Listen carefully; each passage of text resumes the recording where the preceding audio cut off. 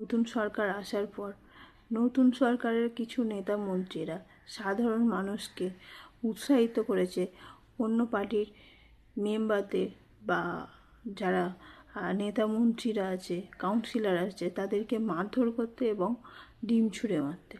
শুধু ডিম নয়, পচা ডিম ছুঁড়ে মারতে। এটা আমরা তো দেখেছি। দিলীপ ঘোষ, অগ্নিমিত্রা আরও অনেকেই মিডিয়ার সামনেও বলেছে এবং তার মজাও নিয়েছে সবাই। এখন উল্টো চাল পড়েছে। কেমন লাগে দেখো। এতদিন যখন অন্য মানুষগুলোকে ডিম ছুঁড়ে মারছিল তখন তো মজা নিয়েছো, এবার কেমন লাগে দেখো।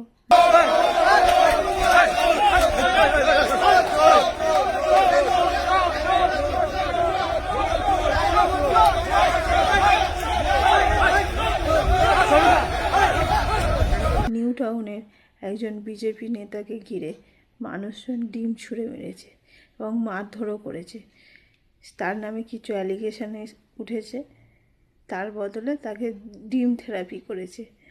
এটা তো হবারই ছিল, কারণ এই শিক্ষাটা তোমরাই দিয়েছো আর মানুষ এই শিক্ষাটা নিয়ে নিয়েছে। এখন ওরা ডিম খেয়েছে এতদিন, এখন তোমরা অন্যায় করলে তোমরাও ডিম খাবে। এই পচা ডিম খাবে না ভালো ডিম খাবে সেটা বড় কথা নয়, ডিম খাচ্ছ এটাই বড় কথা। কত সুন্দর কালচার তৈরি হয়েছে। মানুষ অসভ্যের মতো এই সমস্ত নেতা মন্ত্রী সবাইকে ডিম ছুঁড়ে মারছে। এর আগে কখনো কীরকম হতো? আমার মনে হয় কোনো দিন এরকম হয়নি, এই প্রথম এরকম একটা পরিস্থিতি তৈরি হয়েছে। তো যেমন শিক্ষা দেবে তেমন শিখবে। শিখলে তো শুধু হবে না, শেখাটাকে যারা শেখাচ্ছে তাদের উপর অ্যাপ্লাইও করতে হবে।